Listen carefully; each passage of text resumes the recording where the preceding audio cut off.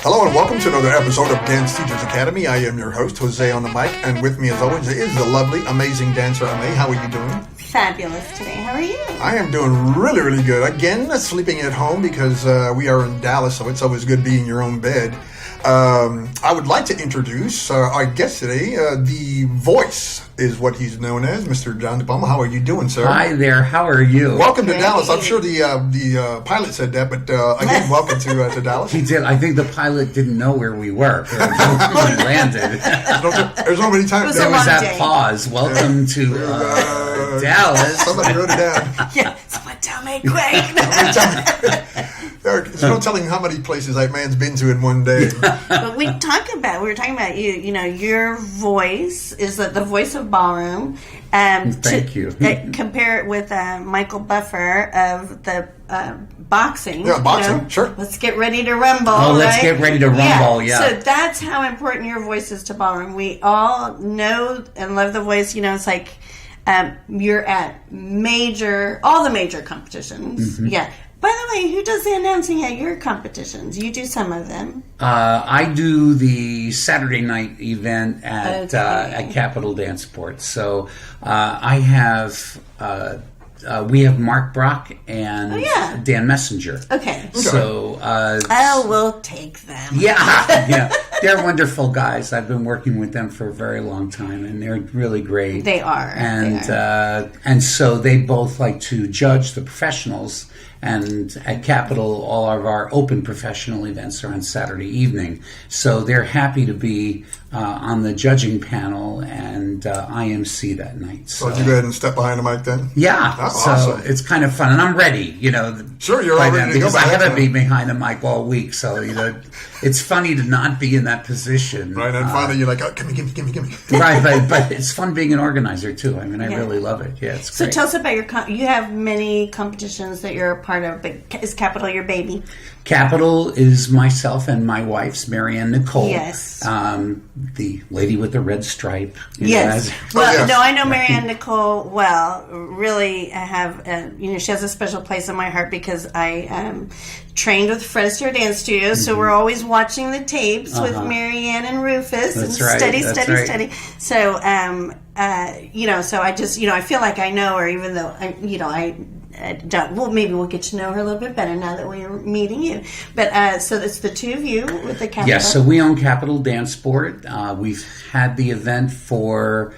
We're going into year 23. Nice. Wow. And yes, and it's a popular one. Well, thank you very much. We've worked really, really hard to try to make Capital special and unique in its market.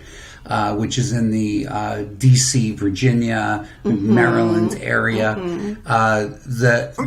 The fondness for Capital is that it was actually the first event that I was ever Master of Ceremonies of. Really? Yeah. So that event actually launched my career as a Master of Ceremonies. It was not called Capital Dancesport back then, but it was called the Baltimore Washington Open. And it had been... Yeah, that needed a new name. Yeah, I do too. Yeah, that needed a new name. Yes, absolutely. Well, people used to get us confused with Maryland. So, instead of Maryland Dance Championships. So that was another catalyst for wanting to change the name. And what are the dates? Took ownership. We are...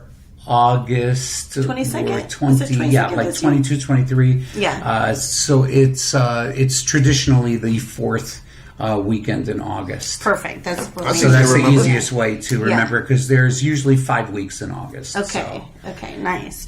And what you try to make it special? What do you do to make your competition stand out and special? What are some of the things that you do? Well, we tweak it every year and try to do a little bit of different things, and we find that the way that competitions have changed now, with entries coming in at the 11th hour, and I'm being no. Dancers don't wait till the last minute. Really, and please can't you fit me in, please. So what we've done is... Tell us the worst story of last minute. You don't have to say names, but of the last minute entries. The worst. Don't say a name. Oh, no, I won't.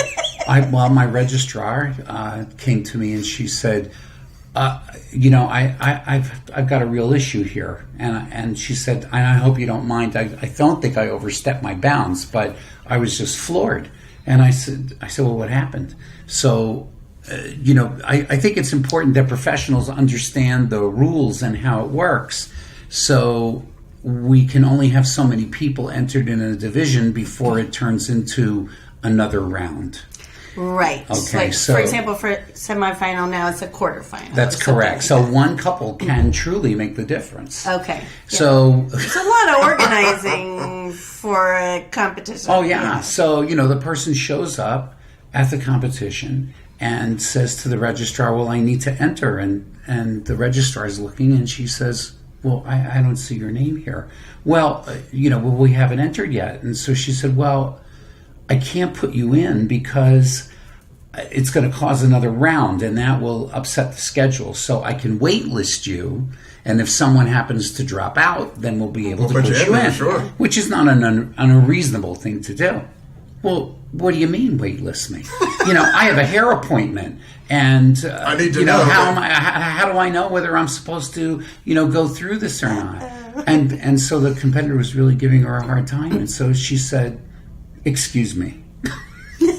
She said, "So you bought a plane ticket, you booked a hotel room, and you made a hair appointment, but you never entered the competition. I think your priorities are a little out of whack here." Sure. So before the horse thing. she said, "So the only thing I can do is say, be prepared, and if you're in, you're in." And she was right.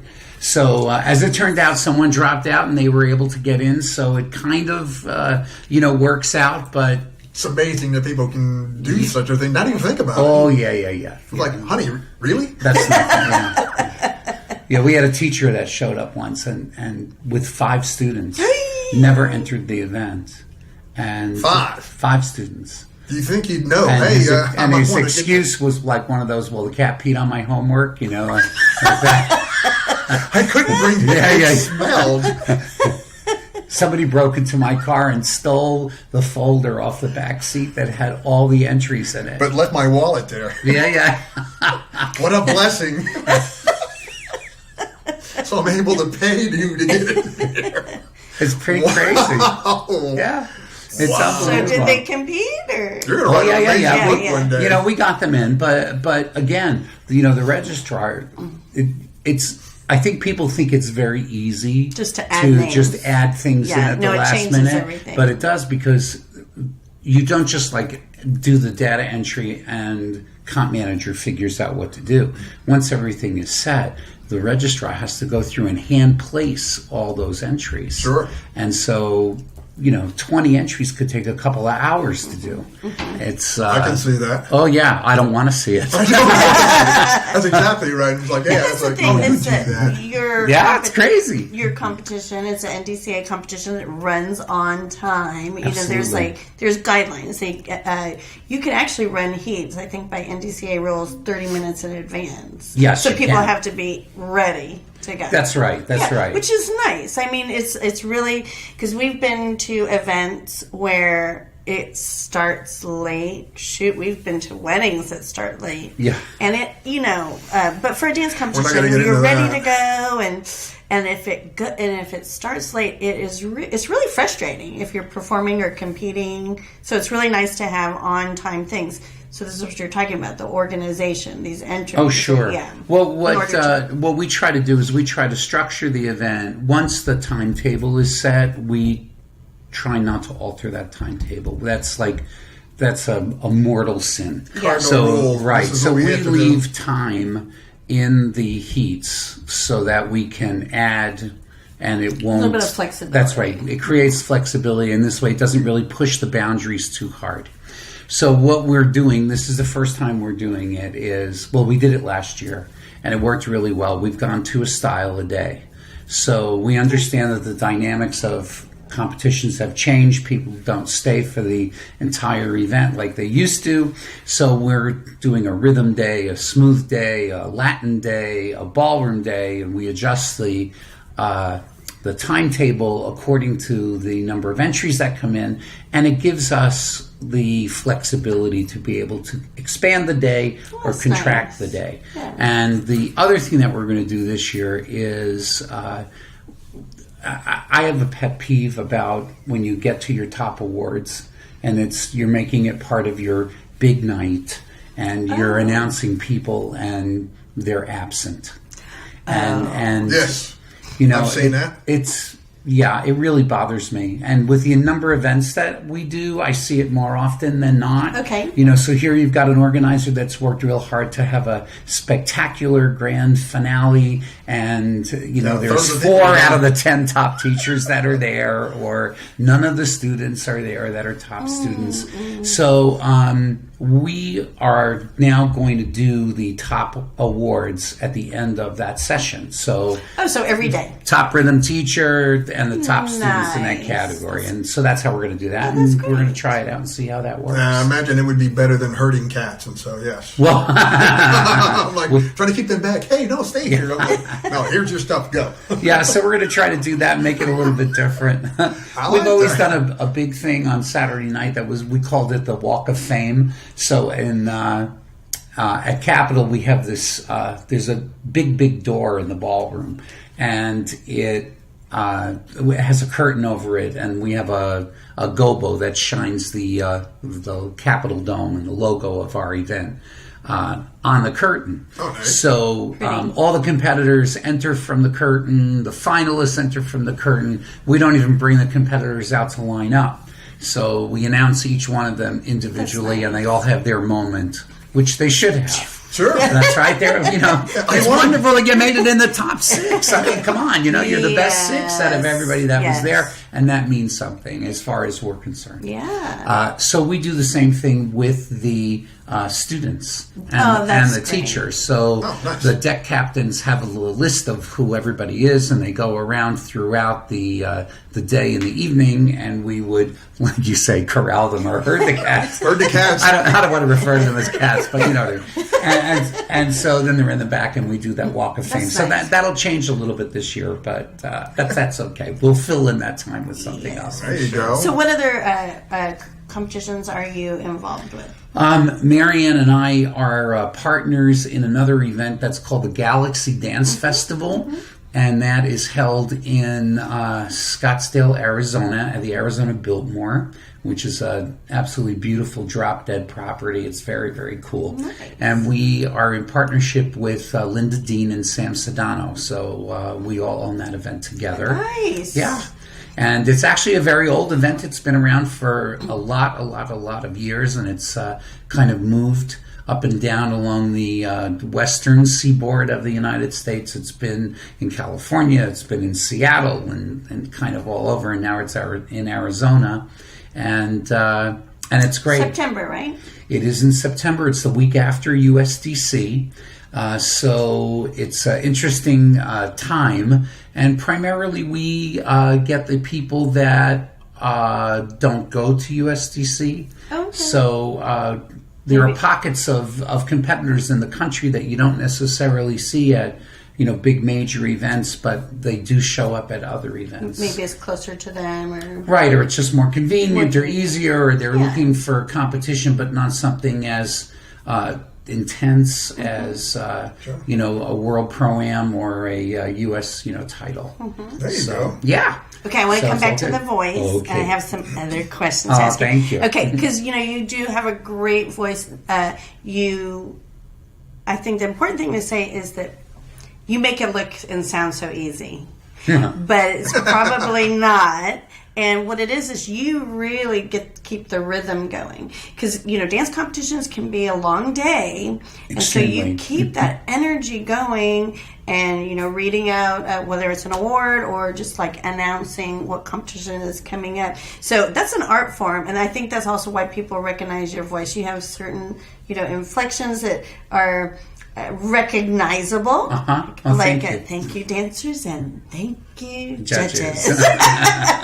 Thank you, Bubbles, and thank you, judges. But it's kind of like if we didn't hear it, because we're waiting here, and it's. I think it's Can I very leave the floor now? subconscious. It's very subconscious because we have to hear John DePalma say it. Okay, there. Okay, now I can move. I actually had a judge that said that to me once. I can't move until I hear you say "thank you, judges," because then I don't know if my shift is finished or not. No, I But can you move on also now. know what I'm talking about, though, because you're doing it. You keep the rhythm going, you keep the energy going. These are long days sometimes, like the big competitions. So, what is your secret? How did you started with Capital, but what made you decide to start announcing? Someone saw that in you? I fell into it by accident. Here we go. The woman that owned Capital Dancesport was, her name was Dagmar Yarvel. Yeah. She was, I'm sure you know the name Dagmar Yarvel. Sure. For other people that don't know who she is, she was has an incredible story herself. But she was Estonian, and she actually was in Fred Astaire's very first training class. Wow. And the organization has a fabulous picture of Fred Astaire dancing with her. Wow. And it's quite beautiful.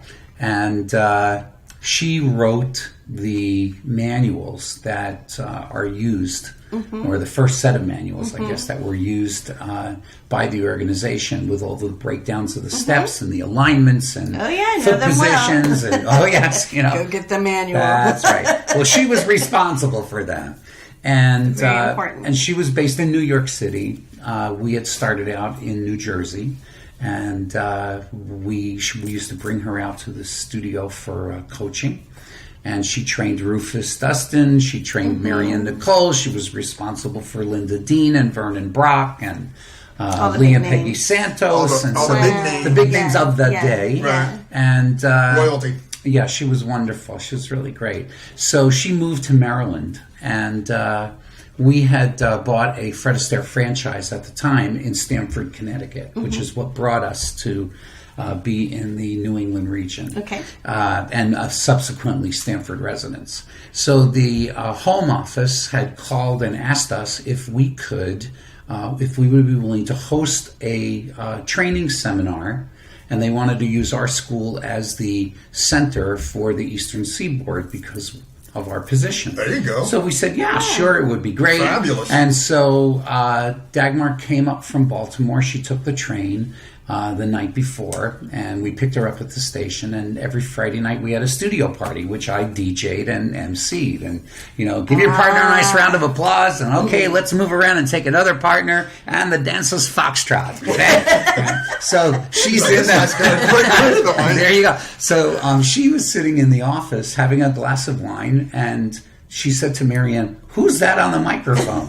And Marianne says, "That's John." And so she goes, "Oh." So the next day, she asked me, before we started our seminar, if I would MC her competition. And I said, yeah, sure, I'd love to do it. I had no clue. I figured, how hard could it be? Oh, yeah, a lot of people probably think that. Well, sure. Yeah. I thought it was easy. Yeah. I thought it would be fun, it'll be easy, And it was fun. I just have to read things. It was not easy. Yeah. And back then, competitions were not the size that they are now, and you had to, every time you announced the person, you had to announce the person, the place they were from, the teacher they danced with, what studio. Wow. Oh, it was a lot of stuff. What they had for lunch the day before. Right. We were not, I'm really going back to the Stone Age here.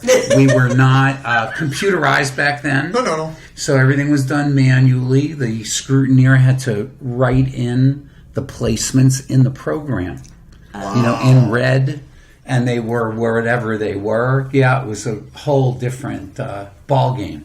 So that was how I started. So I did her event, and then Ricky Geiger asked me if I would do Virginia State, because she was there as a judge. And so I would do Baltimore, then I would do Virginia. Then I started doing the regional events for Fred Astaire. Then This is how the legend grows. and that was just kind of how it happened. So would you do this? Would you do this? Snowballed. And it's kind of snowballed from there. So I started in 1986.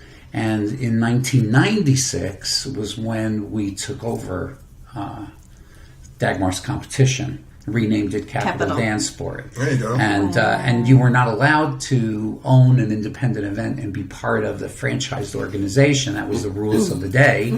So we said, well, we've been with Fred's for 20 years. It's wonderful. And, what's the next step and where are we going? And so we decided to go into the independent world and explore Which was a big deal back then. huge deal. Yeah, because I was with Fred Astaire organization, Fred Astaire New Orleans, under Wayne and Patrice Yeah, Tucker. sure. Yeah, and they made a decision to, after having the same studio in the same location, I think for 26 years. That was something, coming into a studio like that.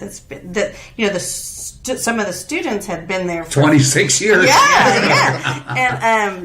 But it was a big deal. I mean, he made the decision, and it was like with tears, because it was like kind of taking the next step. But but he had both of them, of course, loved this organization. We come from we talk about that, we brag about that. Fred Astaire trained. Oh, that's I was right. Fred Sure. Astaire trained. That was it was a big deal. It was a very big deal. And these are two great organizations, Arthur Murray, Fred Astaire. But I just happened to spend a lot more time with Fred Astaire Sure. and get the training there. Well, I think everybody should be franchise trained.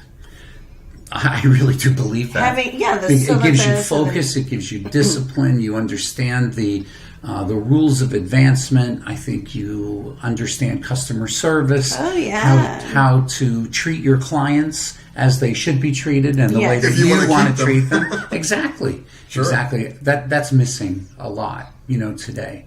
So there was a period of time where there were a lot of expats that were leaving the organizations, but they were bringing that sensibility into the independent world. Sure, yes. And I think that really ramped up a lot of independent events, became more like going to a franchise event in its presentation and its they got to pomp learn- and circumstance they got to learn the and structure, professionalism. Yes, That's right. yeah. Sure. And so, That makes which made sense. it really wonderful. I think there's a little bit of you were in a bit of at a precipice kind of right now, because I think we have so many independent teachers that have not had the benefit of that kind of training.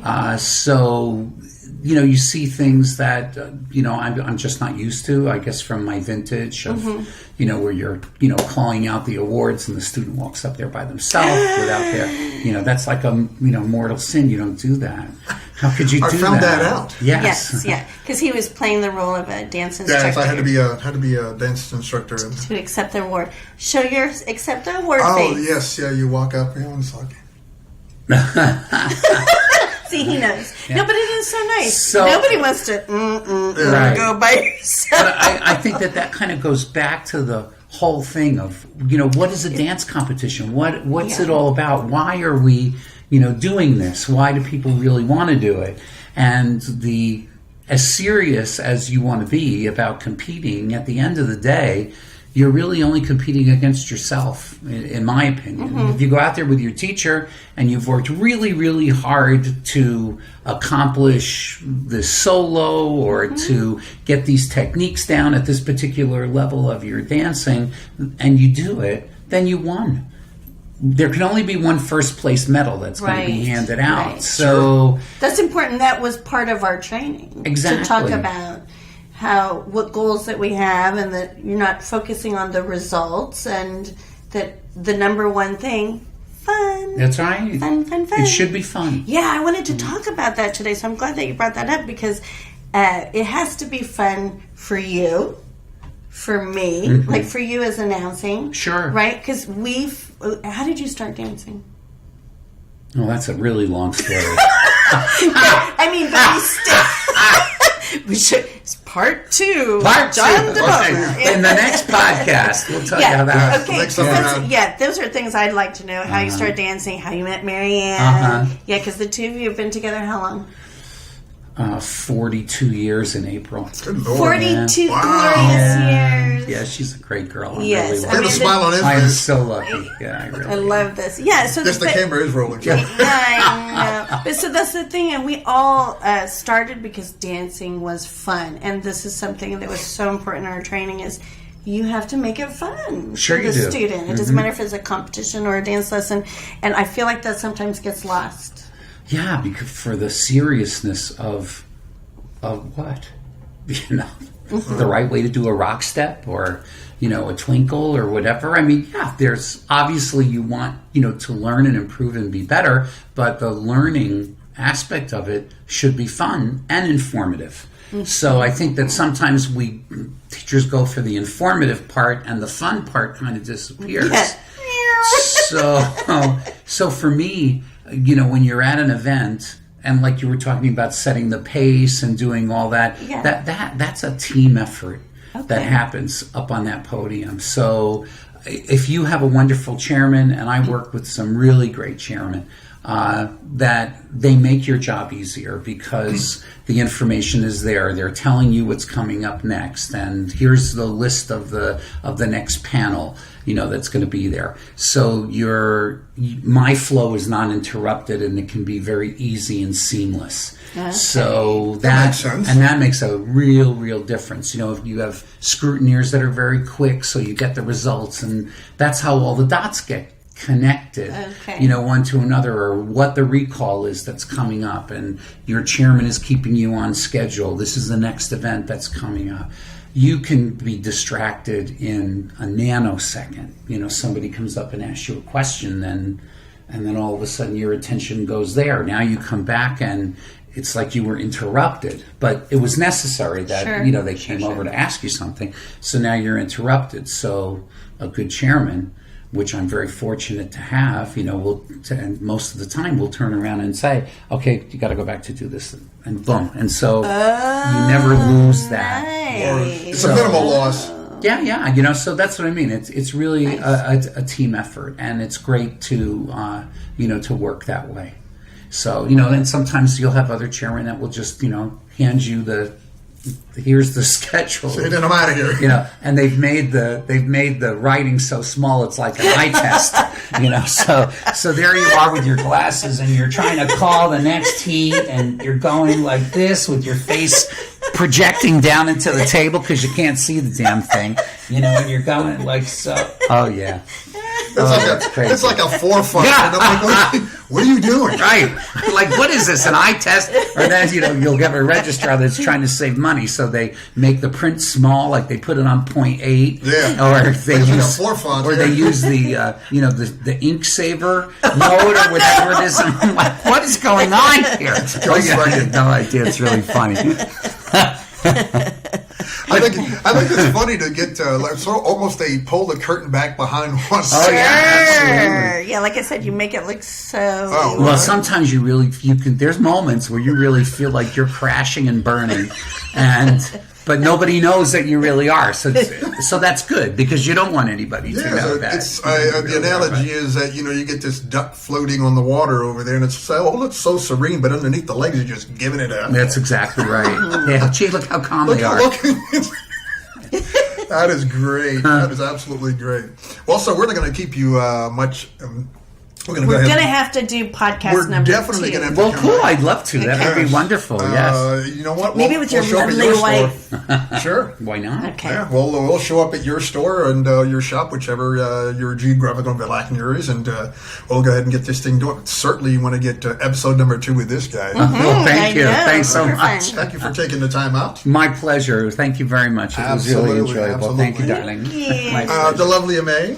Jose, thank you as always. I would have loved to have kept this going, but I need to get this man out of here and on his own. I know he's waiting to have dinner. He had a podcast. Oh, there we go. Yeah, there we go. Very nice. Very nice of you to do that. All right, folks. This has been another episode of Dance Teachers Academy. Thank you for watching.